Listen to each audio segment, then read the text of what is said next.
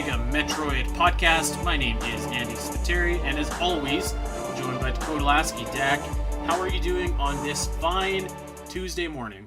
I am doing particularly average. I don't know. It's a pretty average day. Nothing new. The days blur together as always. I feel like I've even said that more than enough times over the past few months as this ongoing global pandemic continues.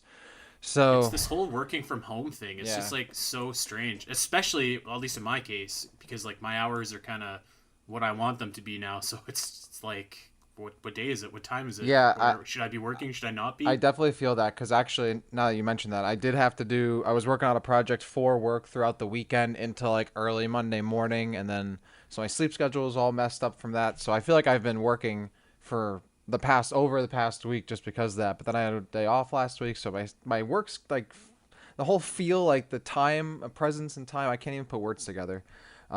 Feels off, and I'm sure my sleep schedule is off. But yeah, I definitely agree. It's that work from home kind of making everything, become one in that kind of way, kind of blending together. But that being said, I am excited to talk some Metroid to kind of, mix things up a little bit. If it's one thing you can always count on to keep you grounded, it's Omega Metroid on Tuesday. So at Hmm. least we have that to go. Dude, it is like a million degrees in Calgary. It's so hot. I feel gross and sticky, and I'm not sleeping because it's too hot. And we're Canadians. We're not built for this heat either. Like we're used to the cold. So I'm gonna sweat through this episode. But I am also really excited to talk about some Metroid today. Before we get there, though, let's spend just a little bit of time and talk about the Indie Direct that happened this morning. Nintendo, of course, came out of absolutely nowhere yesterday and said, like, hey, by the way, there's going to be an Indie Direct that's happening tomorrow. Make sure you tune in. I always really love these Indie Directs. I'm a big fan of, like, just kind of like indie games because I feel like they're simpler and they're cheaper, and I feel like you often get your value from them. So I was really excited about this one. Um, a couple titles I was hoping to see didn't show up, but a pretty solid presentation overall. A couple games stuck out to me. Dak, did anything? You said you weren't paying too close attention to this, but Did you hear anything that stuck out to you? I didn't watch it. The only thing that I heard about was which actually sounds cool, the Untitled Goose Game DLC where they're adding a co-op mode and some other stuff for free. So I'm like, oh, that sounds cool. I'd love to play Untitled Goose Game with a buddy. So that's the only thing I heard about. I didn't see anything else. I saw you talking about how there wasn't Axiom Verge 2, which I was like, oh, okay. I didn't expect to see it, but I didn't have any expectations at all. So when I didn't see it or hear anything about it, nothing in my life changed. But would have been cool to, get some news on that game. Yeah, I didn't watch it, but Untitled Goose Game is cool. Yeah, it's coming out physically too, which I'm pretty excited Hmm. about. I think I had it on my wish list, but I haven't pulled the trigger yet. So I think I'll just buy the physical edition. Yeah, I was really hoping that we would see Axiom Verge 2 because, I mean, as of right now, it's still scheduled to release in the fall of 2020. And I don't know, if the game is still on track for that or not. We really haven't heard anything about it since the Indie Direct way back when, where they showcased Axiom Verge 2 in the first place. But I'm thinking, like, okay, well, if it's still coming out in the fall, this would have been a great place to show it off. Obviously, I'm a big fan of Axiom Verge, and I'm really excited about that. But we didn't get it, and not only did we not get Axiom Verge, we didn't get Hollow Knight Silk Song either, which is another Hmm. big one that I'm looking forward to, which I also believe is scheduled for fall 2020. But who knows what the release date for anything is nowadays, unfortunately. So those were two heavy hitters that, heavy Metroidvania hitters at that didn't show up. So yeah, I was a little bit let down for that, but I did think that what we were shown was pretty good. There was a little something for everybody. A couple games that caught my eye were God, I'm gonna butcher the name. I think it was Raja or something like that. It was kind of like set in India, and it had like some really wicked like Indian style music to it. Looked like a really cool kind of platformer, and man, this game caught my eye probably the most. It was called Evergate, and this looks exactly like Ori and the Blind Forest, like down to a T. So I mean, I guess if you're gonna steal from the best. But I'm excited for that one, and it actually is out today. So I might scoot on over and purchase that later today and give it a spin and see if it's even half as good as Ori is. So yeah. Oh, I actually, I was trying to think. Maybe there was one more that I heard of, but yeah, I did hear about Evergate, maybe from your tweet, and people mentioning there was no Silk Song, which that does suck.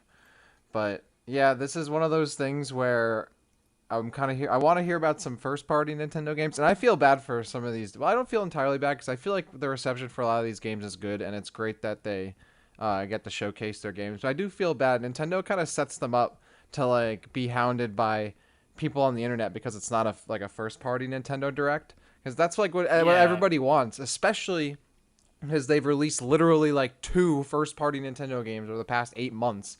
So it's like you're kind of setting them up to be in that position where they're never going to live up to the expectations of like an actual direct, and that's like it's like a read the room situation. Like as much as the indie games are cool, like you got to give us something else, because at least for me, like the indie games are neat for the most part, and there are some standouts. Obviously, like if there was Silk Song or Axiom Verge 2, and Untitled Goose Game is standout, of course. But at that point, that's kind of a very mainstream indie game. It almost doesn't even feel like an indie game at this point. But I for me, I need something more substantial. I didn't even bother to really watch this because there's really no anticipation for it. Nintendo doesn't even really tell me what I'm supposed to be expecting. So I feel like if I'm really invested in this kind of stuff, I can just go on Twitter and see the highlights there anyway, which is what I even do with main Nintendo Directs too. So I don't know. I need some more from Nintendo. I want to hear something about another like a big game coming out. That being said, happy to see these indie devs, get their time in the spotlight. And I like the showcase. Like I saw the last one. I like how they do it, where they give us a little introduction to the developers. So you kind of see who's working on it, and they do like a highlight reel or a trailer, and then they go into like why you should play this game and all that kind of stuff and what's cool about it. And Yeah. as opposed to some of the bigger, like you watch like a Microsoft or Sony one, and you get like a rendered like It's just cutscene, trailer or after yeah, or a trailer. trailer, Yeah. or like it gets shown and you don't even get to see like the cool parts of the game. You see like a little portion of it. So I like how they do that. But yeah, I really want something more substantial, and it would have been cool if we heard some Axiom Verge 2 or something like that. Yeah, I agree. I mean, it's a unique situation because we're just so starved for Nintendo news. We didn't get E3, so like I think that generally speaking, the indie directs go over really well. Hmm. And I was a little bit worried about this indie direct, just kind of getting like the Pokemon treatment, where all the fans downvoted that Pokemon MOBA game or whatever, just because it wasn't it wasn't what they wanted. Right. But from what I saw, I think that expectations were checked and that nobody really made a fuss that I saw. Yeah. Of course, everybody wants a general Nintendo Direct, but that the rumor is still out there that it's still coming. Well, didn't the Friend of date pass mine. though? Was it supposed to be like I So don't know? there was a date for the 20th, which I Oh, okay. guess is this indie direct. But there was another rumor for a date after that, which is now a friend of mine has said it's the 28th. I don't know. I mean, who knows, right? It's take it with a grain of salt. But hey, this one came true. So hopefully, fingers crossed that we do get that Nintendo Direct sometime soon. Because I mean, we gotta get something soon, right? Yeah. So. And of course, a new 2D Metroid has been, at the front of the rumor mill for that Nintendo Direct. So, both sets of fingers crossed, big time for that. But let's move on from the Nintendo Direct and get into what we are here to talk about today. Uh, we don't have any Metroid news, so we're going to be doing something fun that we like to do to pass the time. That's ranking stuff. And today, we are going to be ranking every single beam in the Metroid series. There are way more beams in the Metroid series than I thought there was. When you gave me this list today, I was just like, holy smokes. Yeah, well, I included some that I know you didn't really remember, and then we even played around with the idea of like putting some together, or because some kind of overlap a little bit. And then as I was actually thinking about it more, not only do are we not including like the beam combos, but then like some of the glitch beams from Super Metroid, like there actually is quite a number of beam specific, pure beam weaponry in the game. And as you know, I also wanted to talk about worst enemies in the series, but I'm glad we're jumping into our favorite, or ranking all the beams in the series first, because the beams are cool in Metroid. That's another reason why I like the games is the cool weapons you get, and the beams are the main central fundamental point of that, I think. So yeah, I'm looking forward to jump into this. There are a lot of beams that are fun to revisit. So yeah, let's get to it. Yeah, I had an enemy pop to my mind immediately when you said worst enemy, and anybody that listens to our Findrana Drifts episode and Mapping Metroid will know that enemy. But that is for another day. Today, let's dive into the beams. So again, just to reiterate, we're talking strictly about the beams. No missiles. We'll kind of throw in the Metroid Prime beam combos in there a little bit. That'll kind of influence our rankings here, but we're going to be just talking about the beams. So the way that we did this is we had four tiers that we lumped all of these beams into. There's a low tier, which not good. There's a mid tier, which is okay. There's a high tier, which is oh heck yeah, and then there's the S tier, which is just that was a chef's kiss. So the way that we're going to be doing it is we're going to be going down beam by beam. We'll give a little bit of discussion and talk about where we put those beams in our different categories, and we'll just have some fun and talk some weaponry while we do this. So, Dak, are you ready to rock and roll? I'm ready to spray and pray, my friend. Spray and pray, baby. All right, let's start off with the standard, the always dependable, the always reliable power beam, and we've lumped in the long beam with this as well, because the long beam really is just an augmentation for the power beam. So it's kind of one big thing here. Dak, where did you put the power beam on your list? So I actually just changed it because I was thinking about it a little more. I had to put it mid tier, right? I think this is a nice middle of the pack weapon. It's your standard beam weapon. It doesn't have much going on, but it has a nice fire rate. It gets the job done. So I can't really rank it low tier because like it isn't that cool, but it's something you need to depend on, and it's the building block for all the other kind of weapons you're gonna get in all the other games. So I think it's your nice, like, it's the Mario of the game, right? It's nice right in the middle, your general kind of jack of all trades, master of none kind of weapon. You'll need it for a bunch of stuff, but eventually it gets outclassed by the other upgrades you get. But it's still that fundamental beam that you find yourself going back to sometimes, depending on the game you're playing. So I put it at mid tier. Yep, I agree with you. It's the pepperoni pizza of Metroid Whoa. beams. It's always dependable. It's always reliable. You know what you're gonna get. It's solid, right? Like you said, it always gets kind of eventually it will get overlooked and then retired by most of the other schnazzier beams. But I think that especially in the Metroid Prime games, it comes in handy in a pinch. The rate of fire, like you said, again, particularly in Metroid Prime, is really cool. There are some times where I just like pull out my power beam and just blast away, just because it fires so quickly, and it's easier to open doors with that. I think that Metroid Prime 1 specifically does a really good job of like making you come back to the power beam over and over again. So it doesn't feel like a lesser beam in that game so much, but yeah, I mean, that was a perfect analogy. It's the Mario of Metroid beams. It's the average. Like, everything's kind of based off this. So I think mid tier is probably pretty appropriate for it. Yeah, I agree with that. That being said, though, I cannot agree with your pepperoni pizza analogy. Pepperoni pizza, if this was on the tier list, would be top 5 for me. That's not middle. That's not mid tier. I cannot believe you disrespected pepperoni pizza. Hold like on, that. hold on. Okay, so you get a pepperoni pizza, right? And that's like your base pizza. No, Okay? your base pizza is So, plain pizza. well, hold on though. Hold on. So let's say I guess maybe you could make the argument that cheese pizza is your base pizza, Yes. but like nobody likes cheese pizza except for the dude No, in Home Alone. no way. Sometimes you just want a nice But plain hold on. So like, slice. Okay.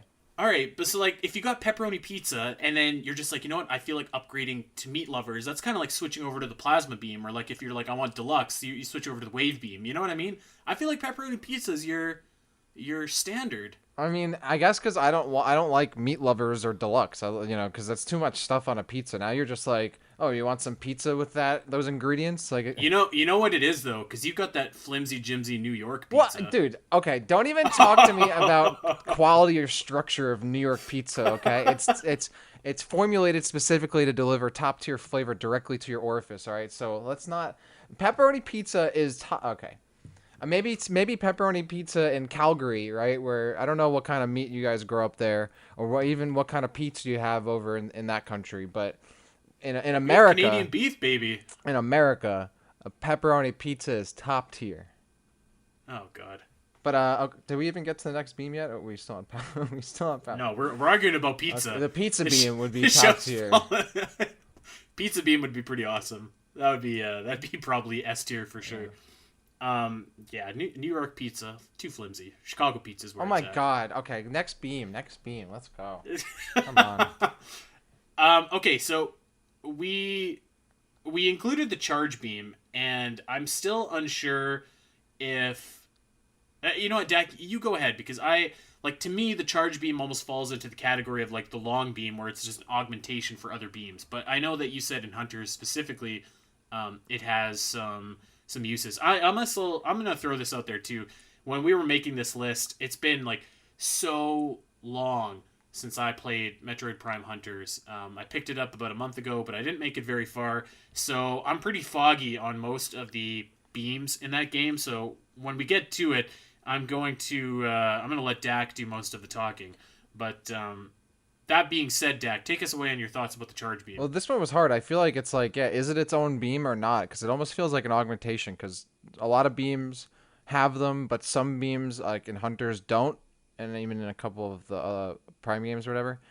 But at the same time, some beams act differently if you charge them rather than just being a charged version, like in Hunters. So I don't know if you can even really rank. I actually, now that I looked at my list, I don't have it on here. So I don't know if I could really rank it anywhere. I guess it's like it's an inherent part of like a majority of these beams.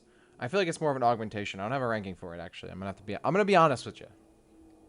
All right, so I didn't really have a ranking for it either. But if I was gonna rank it just like on its own, I think I would have said low, just because like, you know, it alone, it's just like, okay, well, this is just like a power beam, or it's just the spacer beam or whatever.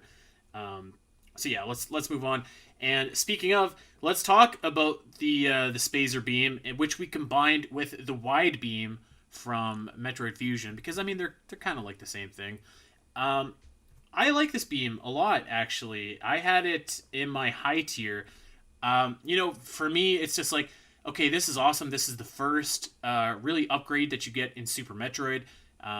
You go, and when you play Super Metroid, your power beam is just like extremely limiting, right? Like you shoot it and it just goes directly in front of you. You have to be very precise if you're going to hit something.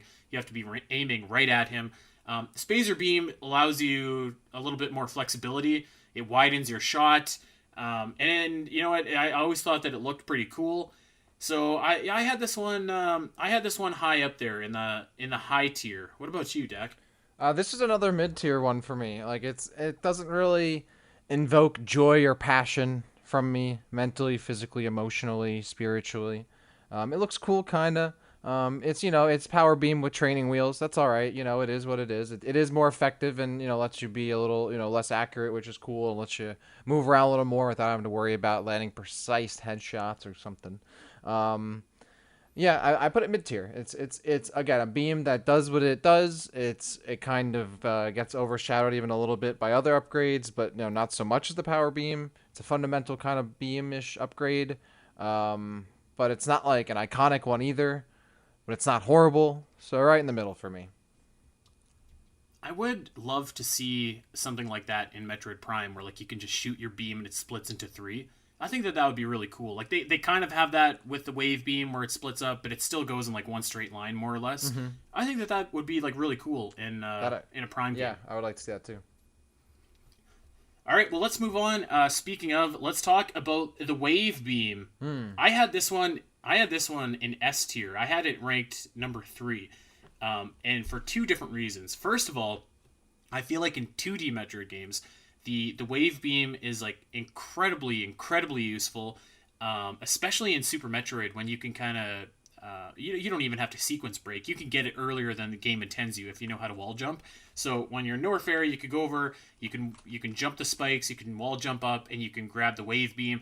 That allows you to do Crocomire like way before you're ever supposed to. It allows you to get an energy tank way before you're ever supposed to. It's really effective in letting you kind of play Super Metroid in a different way.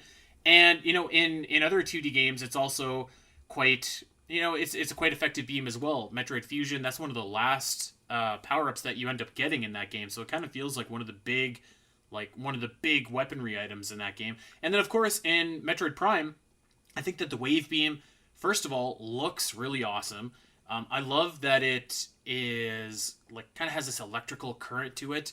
The uses for it in the game are numerous. You can charge up stuff. You can defeat certain types of enemies that you can't defeat otherwise without that beam. And I think that the Wave Buster is like such a cool, albeit not very practical, but such a cool weapon. So I had this one ranked pretty high. I think that this is one of the few weapons that like really really excels both in 2D and in 3D Metroid. Yeah, I think you summed it up really well there. It's in my top five as well. It's not only it's a beam that transcends like 2D and 3D Metroid. It looks really awesome in the Prime games, and as you said, has a lot of different functionality to it. And of course, in the 2D games, I think it's a pretty iconic beam as well. Yeah, I love the wave beam. It's a beam that you can find in so many different Metroid games. It's always effective. It does some things other beams can't do, and looks really distinctive. Sound in Prime, I love how it sounds like a burst of electricity too, and like how it Yes. looks. Its trajectory, like you said, it is it goes in a single path, but it's like like a wave of energy just going in and out, and it looks so awesome. And it's also the first, other than the charge beam, like the first other beam you get in Prime. So when you have your power beam and your charge beam, like those are pretty default beams, right? They are the default beams, and they look pretty. It's a standard shot of yellow energy, right? Like you've seen that before, whatever. Then you get the wave beam, and you're charging up doors, and you're shooting this purple electricity. It's awesome. So, yeah, I love the wave beam. I put it like right at like fifth for me, like in your top five, or in my top five, but it is in like in yours top five for me. I love the wave beam. So yeah, you summed it up perfectly. All right, let's move on to one that I'm not sure. I'm not sure if we're going to agree on or not. The Ice Beam, which is a staple of the Metroid series. Dak, I flirted with putting this as low tier, actually, Really? but I didn't. I ended up putting it at mid tier, and so like the positives of the Ice Beam is it's the weapon to fight Metroids with, right? Like you basically can't defeat them without using the Ice Beam. But I feel like the Ice Beam is so slow in both Yeah. 2D and 3D Metroid. In 2D Metroid, specifically, I'll just talk about Super Metroid here for a second, or even Metroid Zero Mission. Like as you progress throughout the game and you get more powerful beams and stuff like that, I mean, you just want to be shooting stuff and have them blast away and just disintegrate, right? The Ice Beam slows you down, and by default, you have to shoot them, freeze them, and then shoot them one more time to get rid of them. So it slows the progression down. Now, the flip side of that is that you can freeze enemies and use them as platforms, which is great. But I just feel like I wish that there was a way to use the Ice Beam and just have it rip through enemies in one shot, especially like lower tier enemies, like the little fireflies that you see in Super Metroid. Mm-hmm. And then in Metroid Prime, like the thing is so slow. Like it fires just like so slow that it's hard to use as a weapon when you're in a pinch. Like it's really a weapon that you have to use and aim precisely because it just fires like so slow. The Ice Spreader I feel is kind of a lame addition to that as well. I mean, like on one hand, I feel like I want to pay respects to the Ice Beam for its history in Metroid. It's been in almost every single game, but I just like it's so slow. I don't know. What about you, Dak? I'm gonna hit that. I'm gonna press X to disagree here. So, I have it on high tier for me. I think the Ice Beam is, not only is an iconic beam and is directly tied to Metroids themselves, but I love that it allows you to change up the kind of world in your surroundings in terms of being able to free stuff and use it as platforms. And at the same time, I don't mind that it has a lower fire rate. I feel like if every gun had like an effective fire rate in like a pinch situation, it wouldn't be as fun, and it wouldn't take maybe like a little more strategy, because you can't just like pick any weapon and just blaze through enemies with it. You got to use certain ones and switch around. I do think that's a drawback of the ice beam, is that it's mostly like used for its utility rather than its actual like being a fireable beam weapon. Like it's mostly used to like free stuff and to create platforms or whatever it is, rather than actually being able to engage in combat for the most time. But at the same time, on the other hand, it can be used in combat. You do use it strategically to free stuff and maybe deal with something else, or be able to get away or create space, or freeze it so you can hit it with a missile. So I like how it changes up like the gunplay in both 2D and 3D Metroids, and mixing in a lower firing rate weapon with other high or normal firing rate weapons, I think is fine, because it has a lot more utility than the plasma beam is a really cool quick, or like the normal power beam, for example, has more utility than that, but less firing, or less firing rate.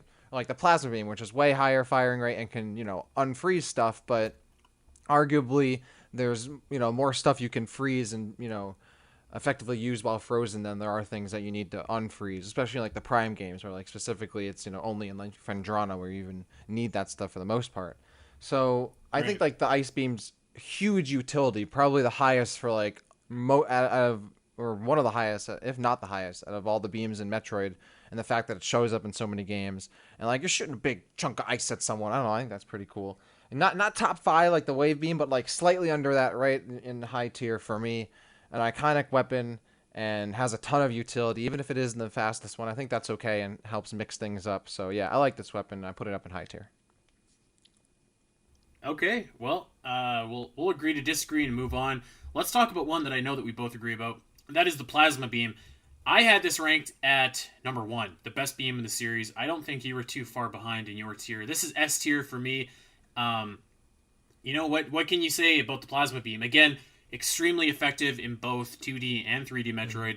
Um, when you get this in Super Metroid and in Metroid Fusion and Metroid Zero Mission, you really feel like you've upgraded, and that enemies that were giving you trouble beforehand are not, they're not giving you the same kind of grief now, because you finally have weaponry that can deal some serious damage. Specifically Super Metroid, a charged up plasma beam is far more effective than a missile, and sometimes even more effective than a super missile, just because you don't need the ammunition for it. So in function, it stands up, and kind of the opposite of the ice beam too. This is the beam that like you can just plow through absolutely anything in your way when you get to this point in the game. Metroid Prime, I mean, they turned this bad boy into a flamethrower. You can't get better than that.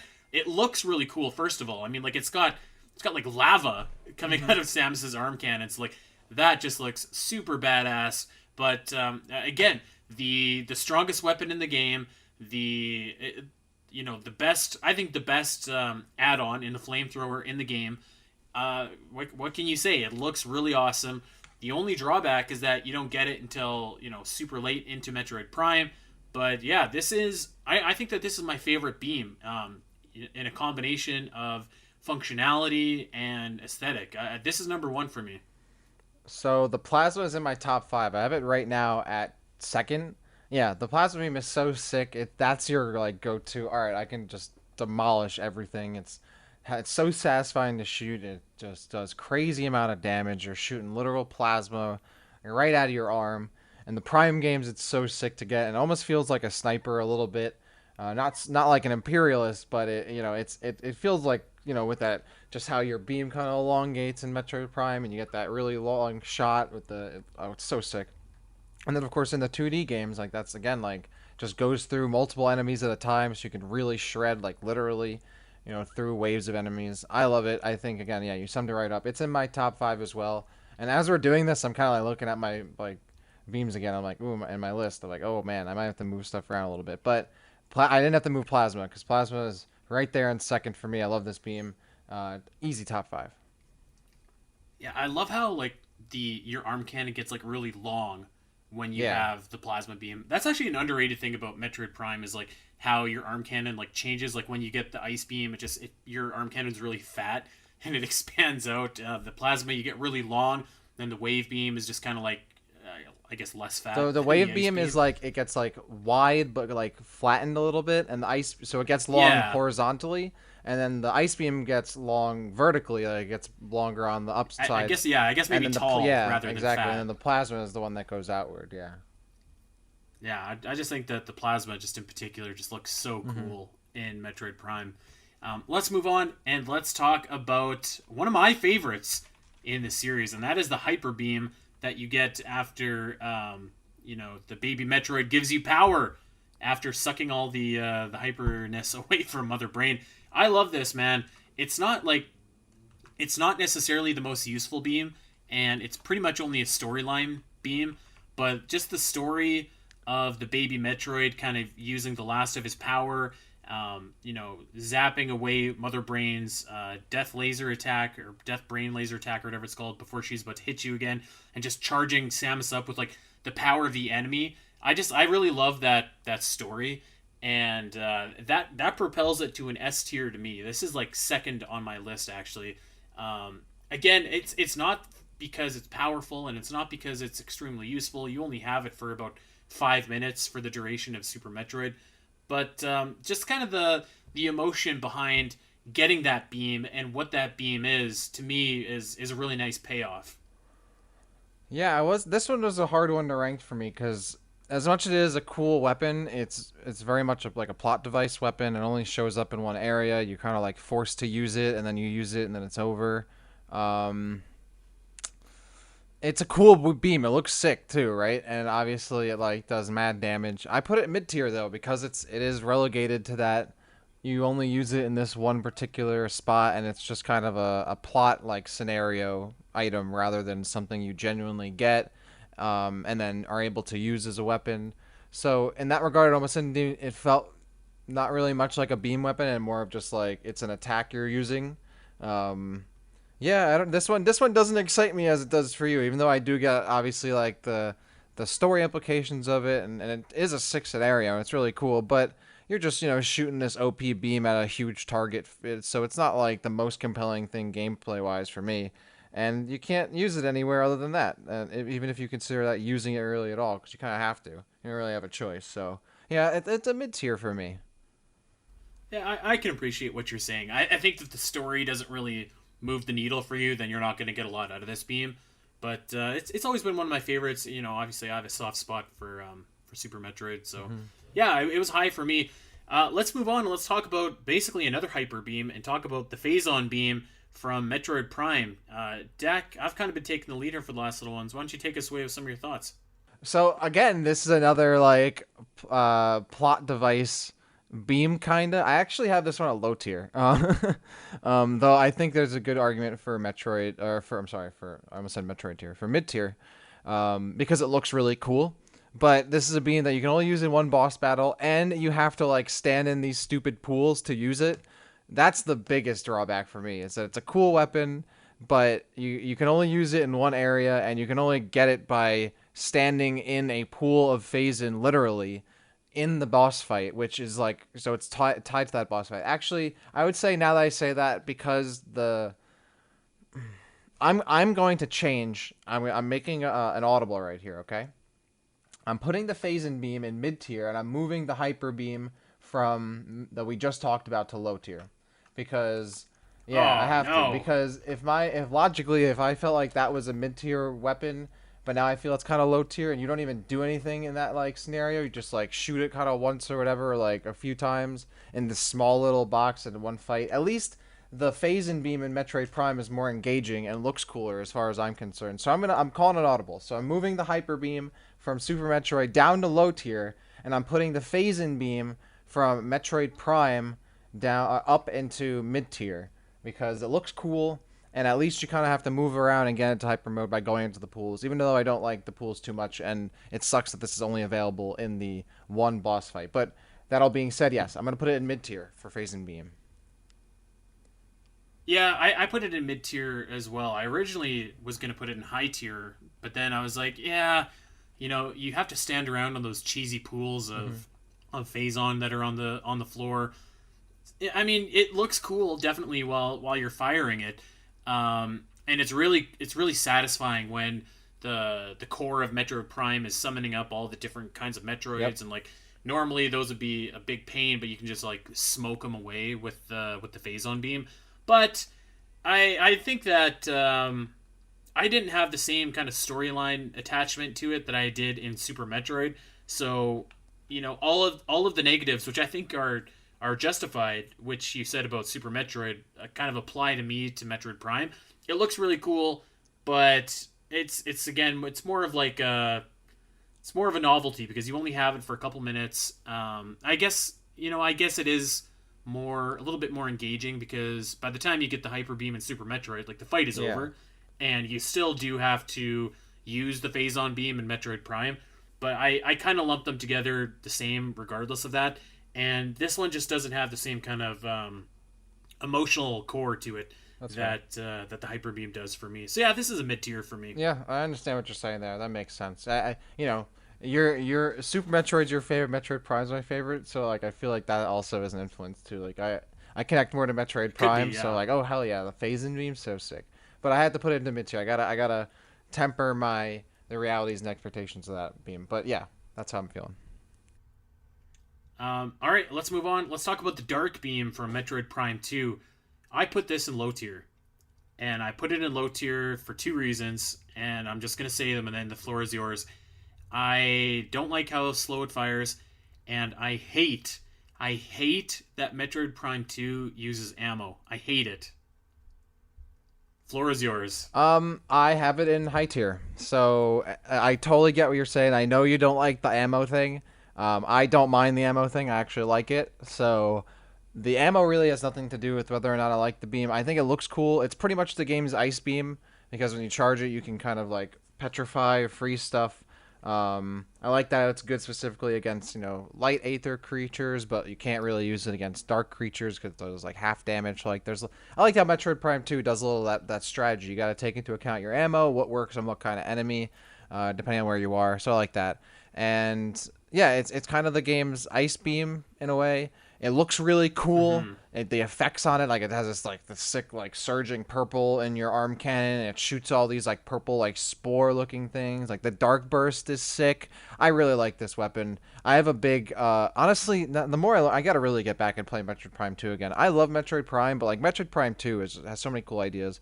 So I gotta get back and once I finish Metroid Prime on PC, I'm gonna play Metroid Prime 2 right after. Anyway, I love the weapons and all the beam weapons in this game a lot, and Dark Beam is right up there for me. I love how it looks, love how it fires. Again, I don't mind having like the lower rate of fire, just kind of something you work with and change things up and can't really rely on a high rate of fire, which I think makes the game a little more interesting, mixes things up a little bit, makes the gunplay a little more diverse. So yeah, this is another high tier weapon for me. Fair enough. I was tempted to put the light beam in mid tier because I think that it looks a lot cooler than the dark beam, but I stuck that one in low tier as well, and much for the same reasons. It's I hate the ammo. I don't like it at all, and I feel like to me this is just kind of a more restrictive version of the plasma beam. I do think that this one does look cooler than the dark beam. It has more color to it, more light, which I think is like desperately needed, especially when you're in the dark world, and it's effective against a lot of the ing finally. But yeah, this is one that's still something about it. It's just it doesn't work for me. I think I would probably say that the beams are probably my least favorite part of Metroid Prime 2, Hmm. and unfortunately I'm lumping this one into the same category as the dark beam.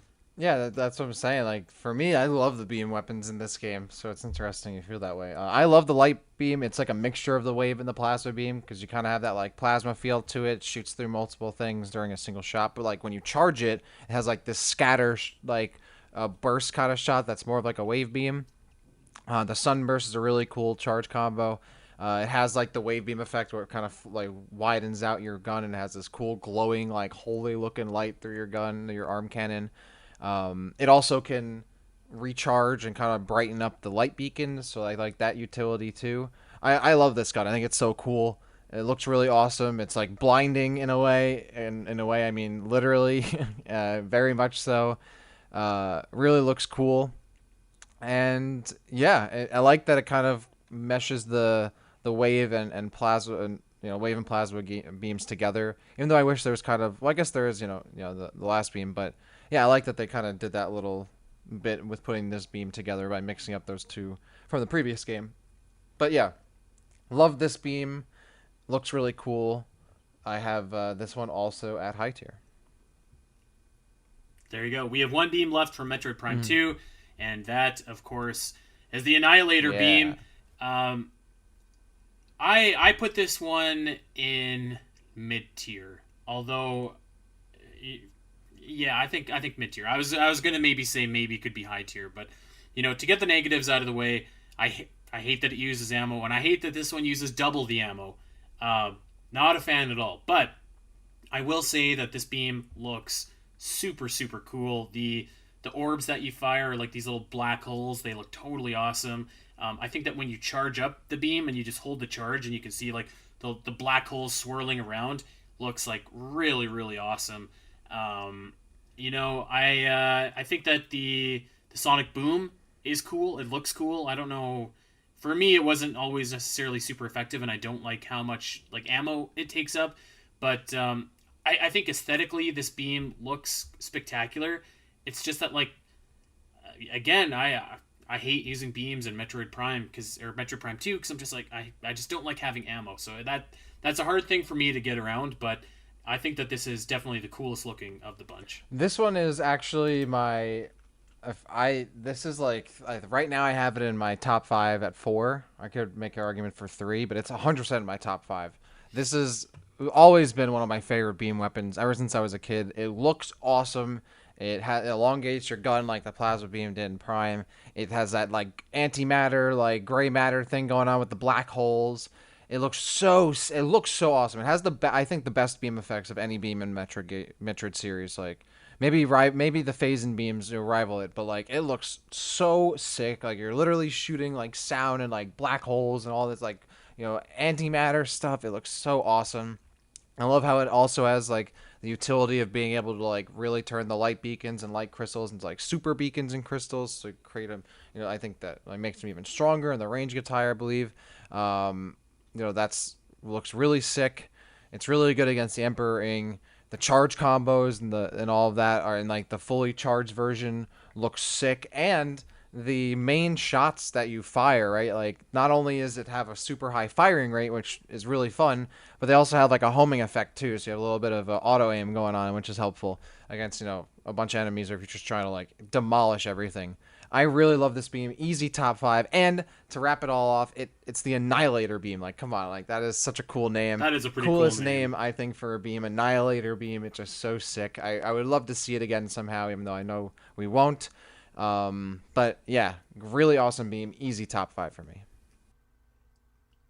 All right, fair enough. Let's move on and let's talk about the affinity weapons for Metroid Prime Hunters.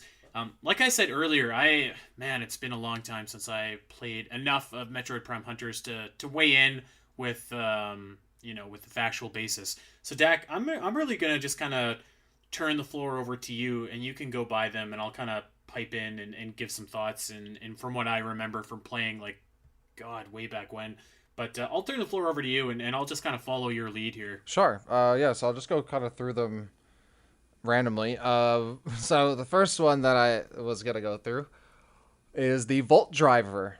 That's Candon's affinity weapon. That's his weapon of choice. It's the large. It kind of power. It pretty much looks like the power beam, but it has a charge blast that homes in on the target, and it creates like a static effect on the visor, which takes away your vision if you get hit by it.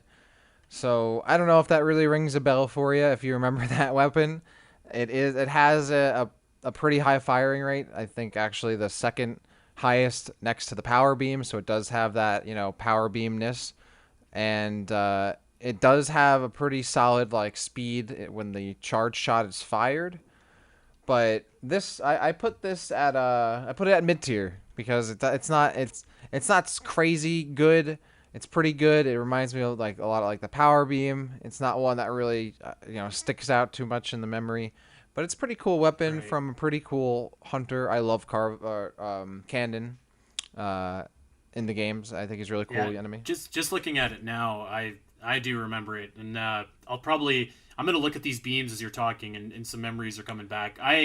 I remember I was just thinking like, oh, this is just like the power beam, Yeah, pretty much. basically. It's has like a power beam single fire rate, and then it has a big charge that's moves slowly. Well, it's a lot slower than a regular charge beam, but it has that homing effect. But I think that from what I remember from playing the game, that was kind of the problem. Is it didn't shoot. It was shot fast, but not as fast as the power beam, and it locked on. But because it was so slow, you're able to break like the line of sight on it and like make sure it didn't hit you. I would say most of the time.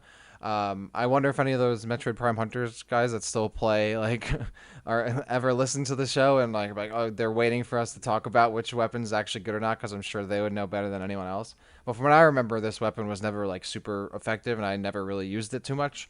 But it is not like a completely useless weapon, so I put it in mid tier. Fair enough. All right, so the next one from Hunters, the Battle Hammer. That's Weevil's weapon. So this is a kind of a lob style mortar type weapon. It's also the same weapon that the half turret, which is Weevil's alternate form in Hunters, uses, which is pretty cool.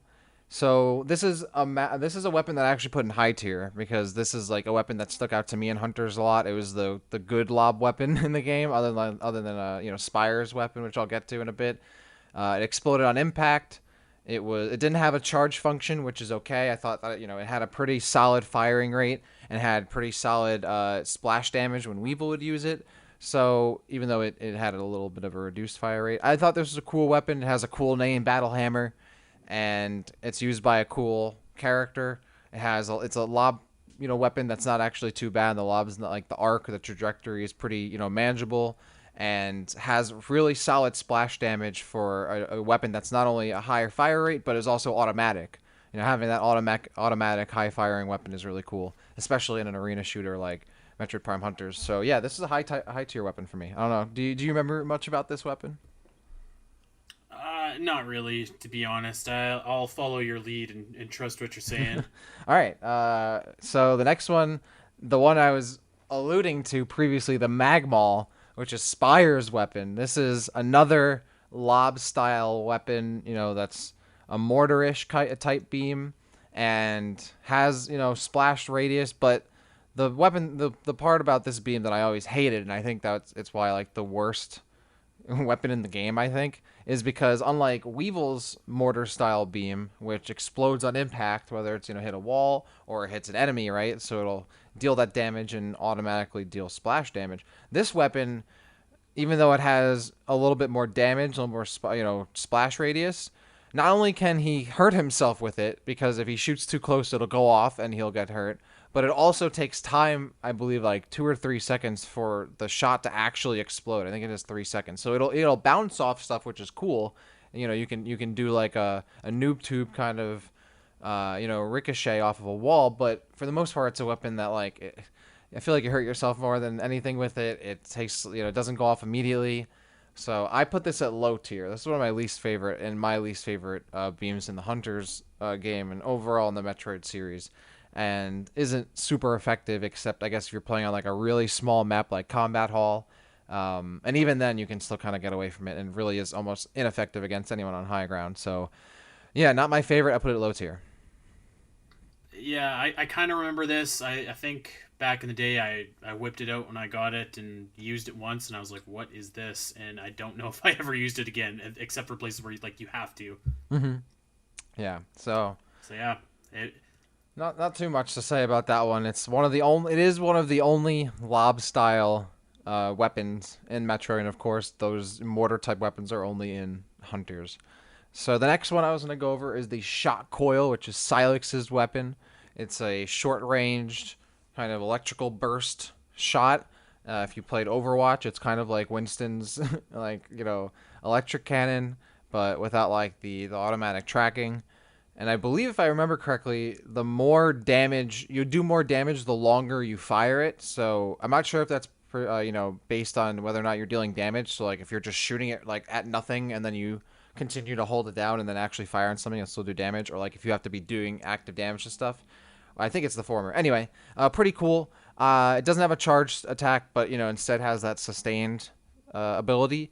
But I've never been a big fan of like I didn't come from like Quake, which are games that like have a lot of tracking weapons and stuff like that. These kind of like electric type weapons, and I never really liked playing Winston in Overwatch, or even like Zarya. I would say Zarya's weapon's a lot closer.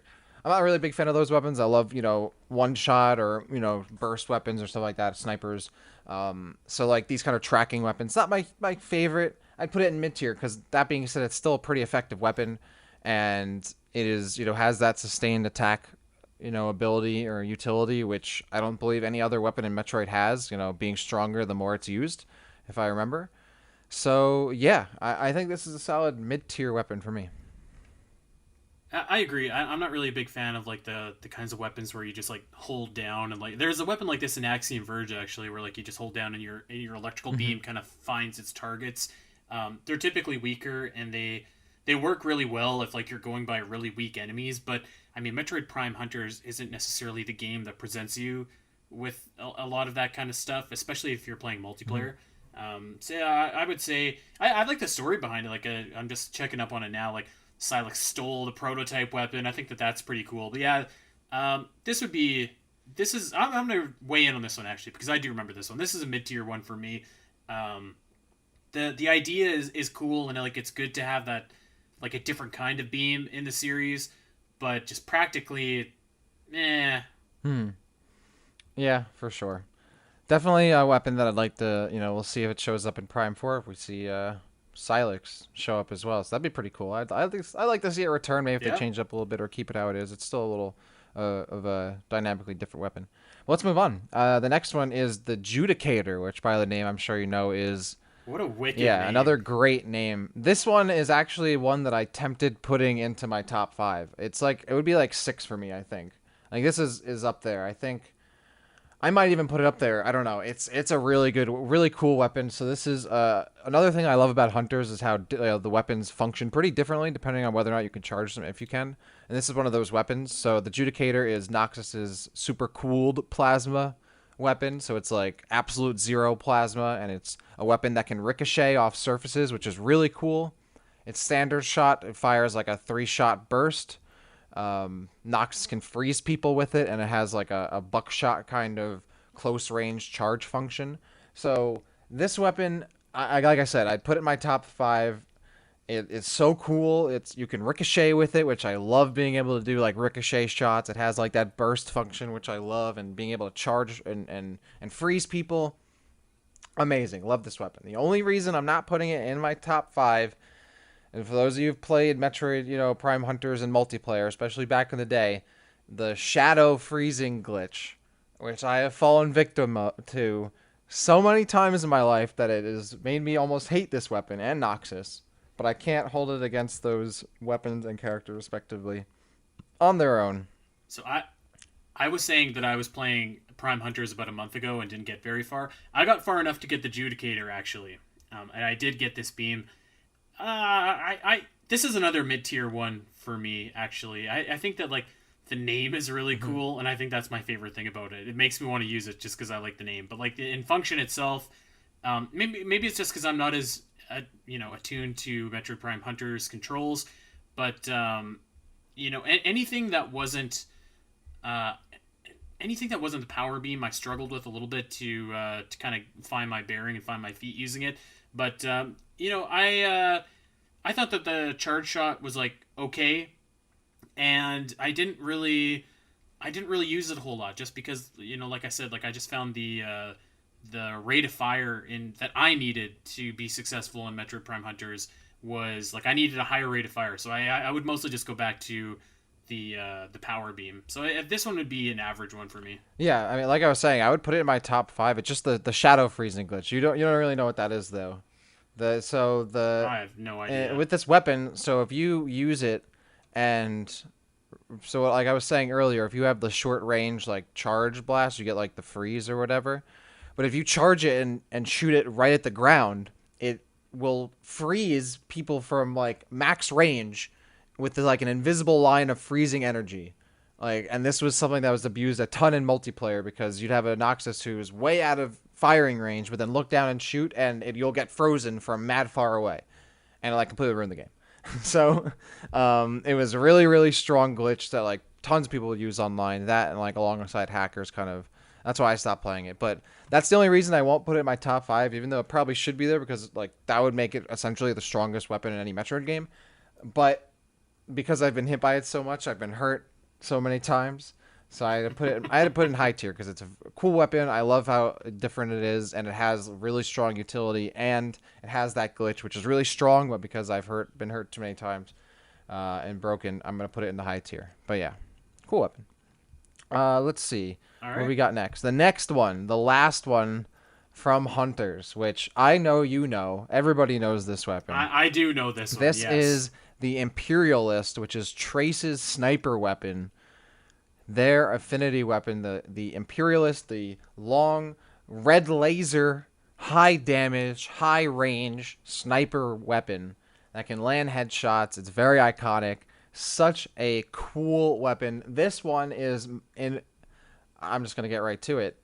My number one beam weapon in the Metroid series, right here. Give me a sniper, 2 quick ones right off the top, knock your dome off. I love snipers in any shooting game, and the fact that the one exists in the Metroid series, I love it. I wish this weapon would show up again. You have a sniper that you can zoom in with. You can snipe and take people out from long distance, and if you're playing Trace, it cloaks him and makes him invisible while he's standing because I mean, that's his affinity like ability, as everyone in Hunters has like a special ability when they're using their own weapon. Um, the fact that you're a sniper, the only sniper in the game, holding the only sniper weapon in the game, and being able to cloak yourself and use active camo is crazy good. It's such a good weapon. And not only that, when you're zoomed in, you might have I don't know if you've played with this weapon, but I'm sure people who have would remember this. When you zoom in, I think it's the only weapon you can zoom in with, right?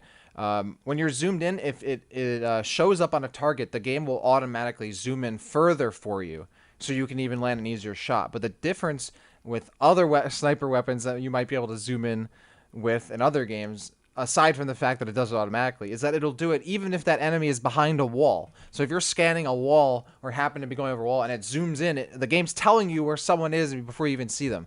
The weapon is a sniper that cloaks you and gives you wall hacks. It would be obscenely OP in any other game, and is certainly extremely strong in this one. I absolutely love this. It's so strong. You can headshot with it. It looks so cool.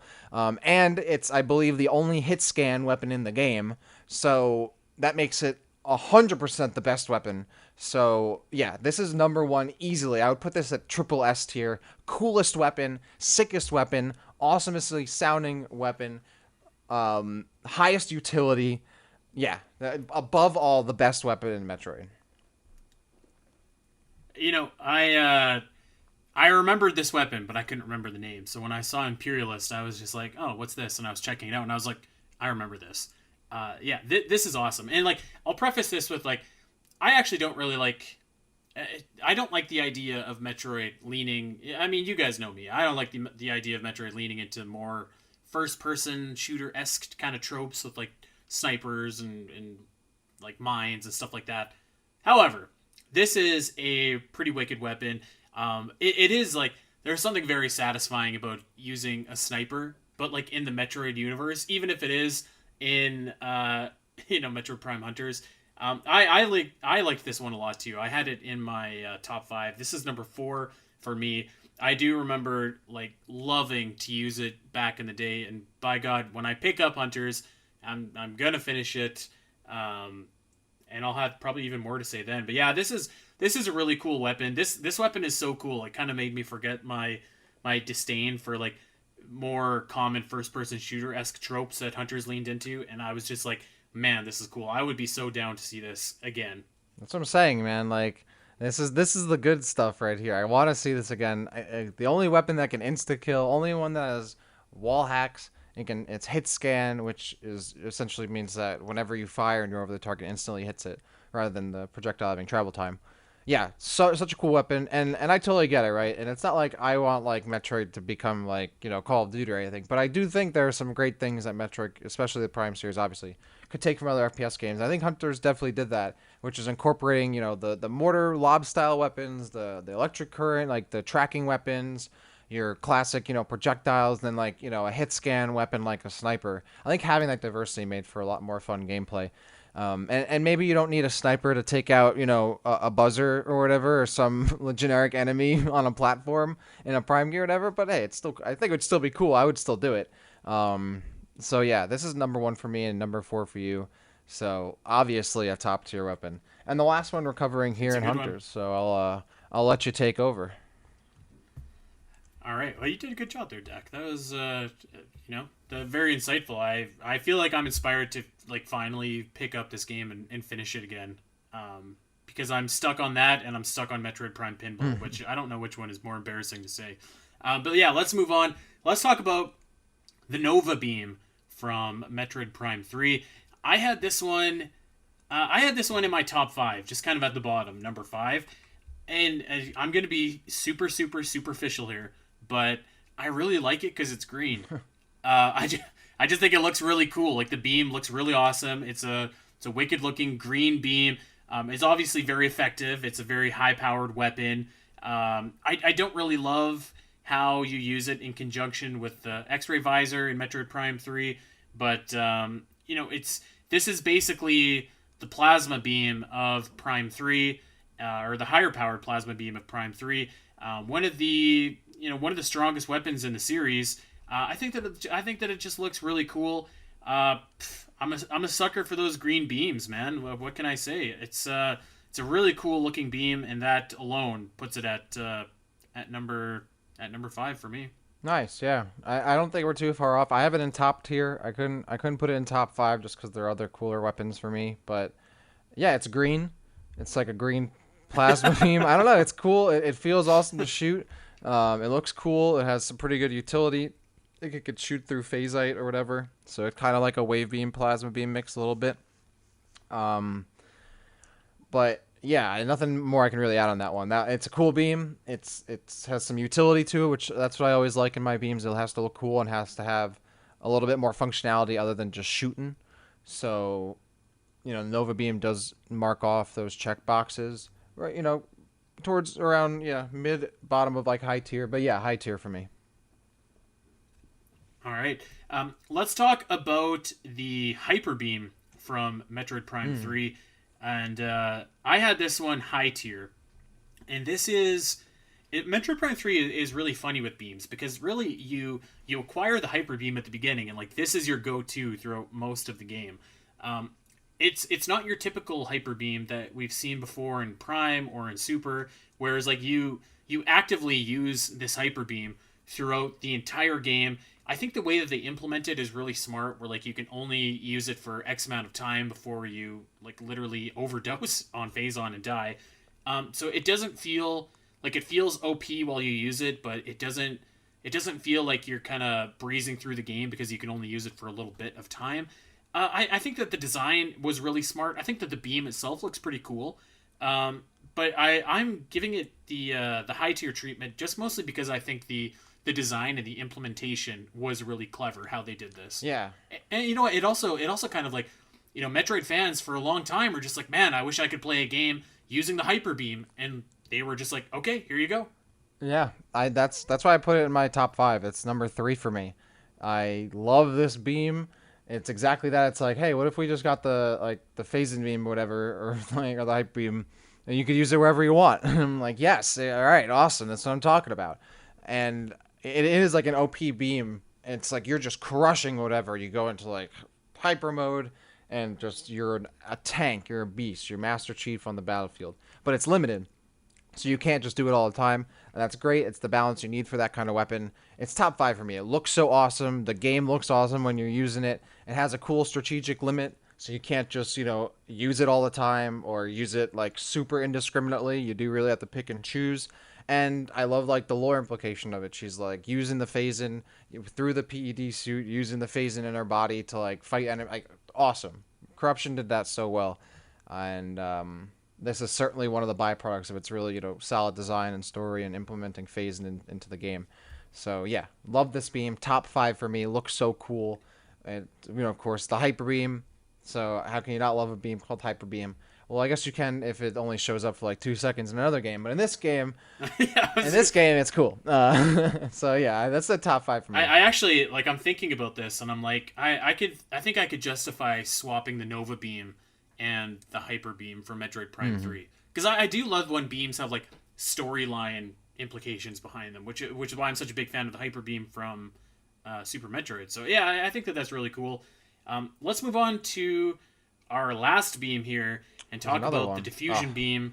Yes. The diffusion beam from Metroid Other M. Yes, this exists. And you know what? I don't think that it's horrible, actually. I think that the idea behind it is pretty cool.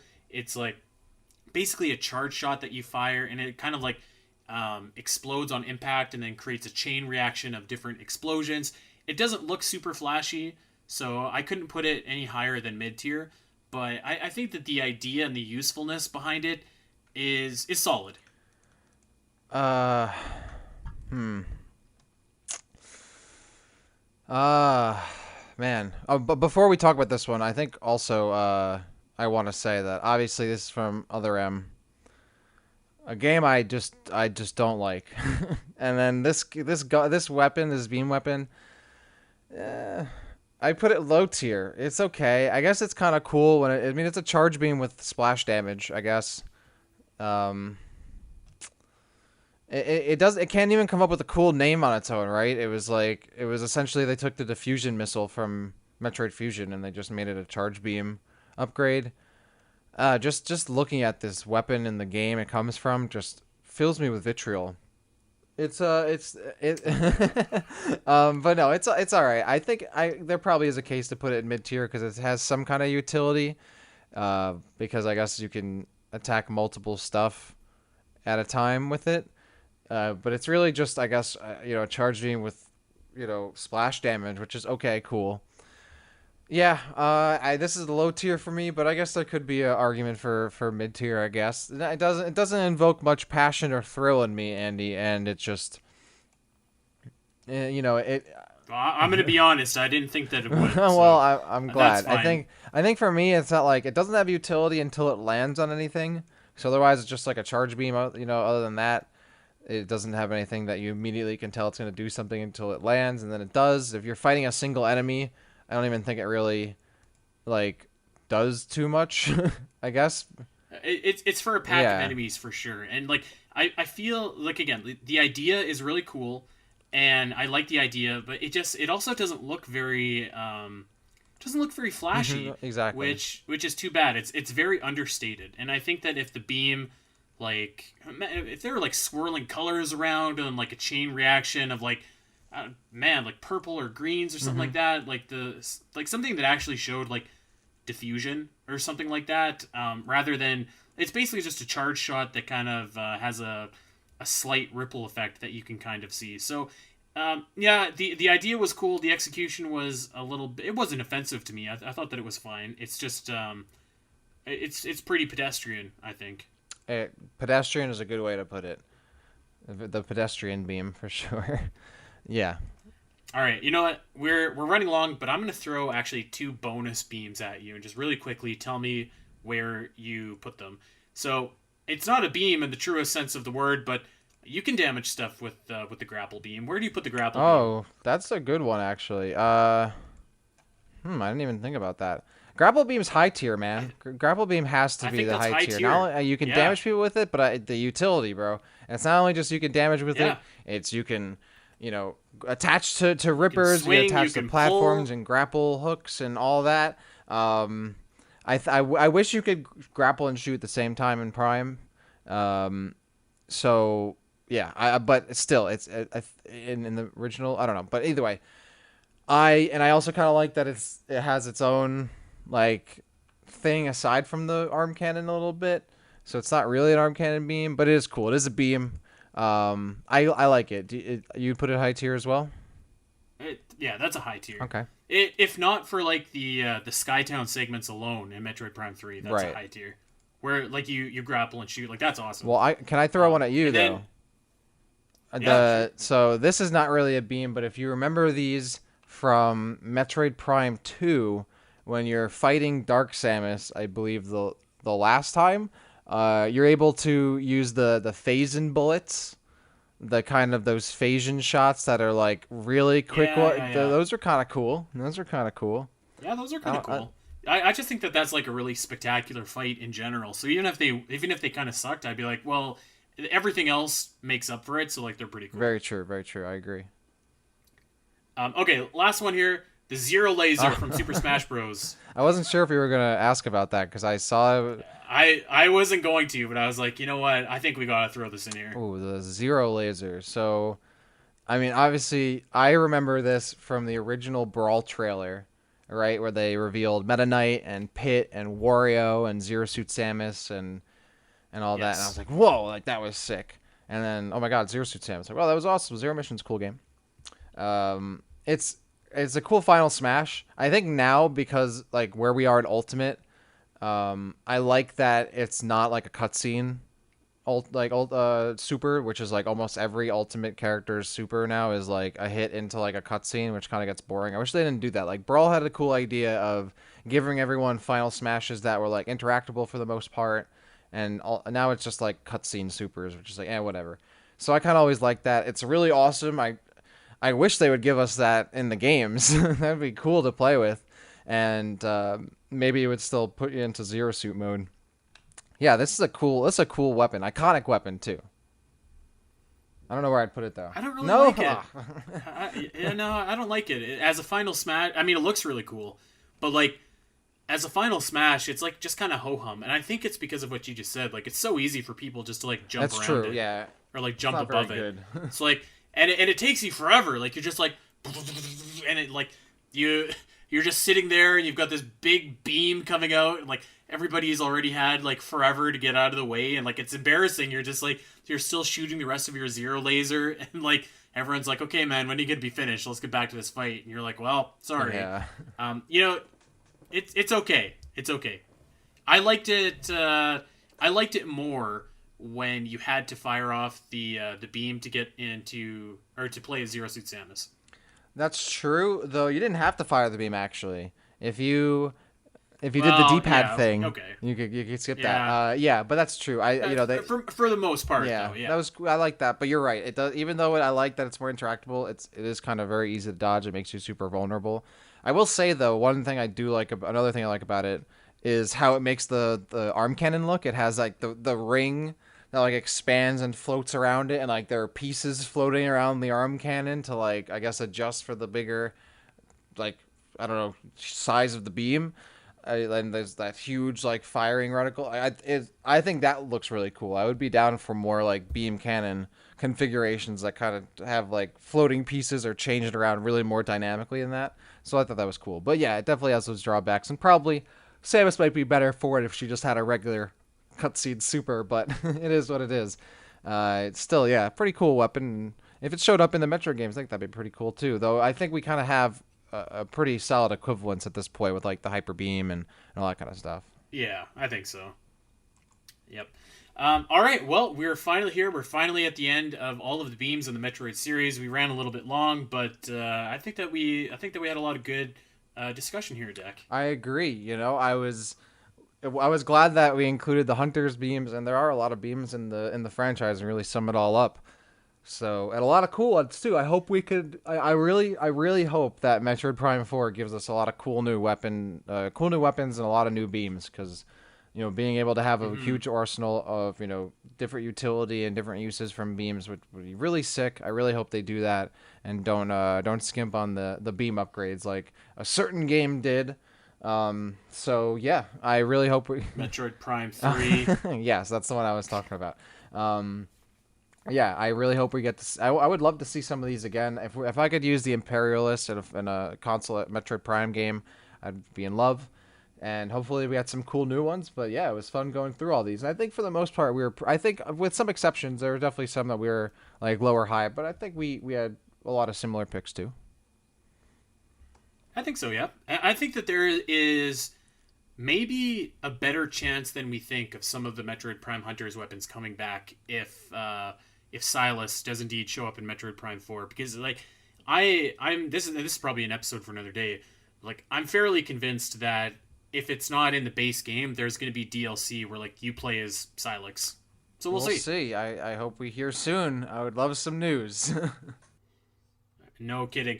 Well, we hope that you guys enjoyed this episode. Make sure to check us out over on Twitter at Omega Metroid Pod, and you can check me out at Spiteri316 and Dak at the Rapture _. That's going to do it for us. We want you to head on over to Podbean and iTunes and Spotify, wherever you get your podcasts. Like and subscribe to the Omega Metroid Podcast, and leave us a 5-star review if you think we've earned it.